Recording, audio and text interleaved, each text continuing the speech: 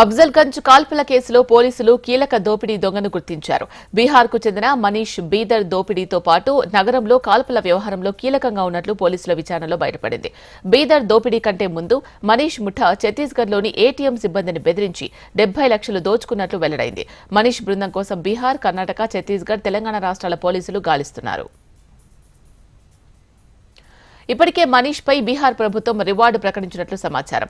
ఈ ముఠాపై ఆయా రాష్ట్రాల్లో దోపిడీ, హత్య కేసులు ఉన్నాయి. మొత్తం 10 బృందాలతో దోపిడీ దొంగల ముఠా కోసం పోలీసులు గాలింపు కొనసాగుతోంది. మరోవైపు అఫ్జల్గంజ్లో జరిపిన కాల్పులు తర్వాత నిందితులు పారిపోయిన ఆటోను పోలీసులు గుర్తించారు.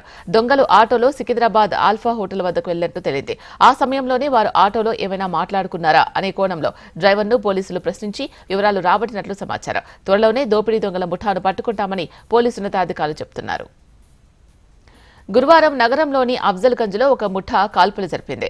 కర్ణాటకలోని బీదర్లో దోపిడీకి పాల్పడి అక్కడ ఏటీఎంలో డబ్బులు దోచేసే క్రమంలో ఇద్దరిపై కాల్పులు జరిపి హైదరాబాద్ నగరంలోకి ప్రవేశించి రాయపూర్ మీదుగా పారిపోవాలని ప్రయత్నించినట్లు పోలీసుల దర్యాప్తులో తేలింది. అఫ్జల్గంజ్ నుంచి ప్రైవేట్ ట్రావెల్స్ లో రాయపూర్ పారిపోవడానికి వీరు తీవ్రంగా ప్రయత్నించారు.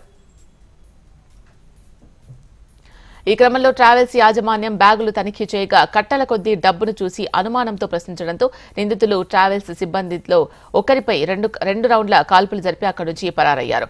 బీదర్లో జరిగిన కాల్పుల్లో ఒకరు మరణించగా మరొకరు తీవ్రంగా గాయపడ్డారు. సినీ ఫక్కీలో జరిగిన దోపిడీతో స్థానికులు ఒక్కసారిగా ఉలిక్కిపడ్డారు. వీరి కోసం 10 స్పెషల్ పోలీస్ టీమ్స్ గాలిస్తున్నాయి. అఫ్జల్గంజ్ కాల్పుల కలకలం కేసులో నిందితులు తప్పించుకోవడంతో పోలీసులు హైదరాబాద్లో ప్రజలను అలర్ట్ చేశారు. అనుమానిత వ్యక్తులు కనపడితే పోలీసులకు సమాచారం ఇవ్వాలని కోరుతున్నారు.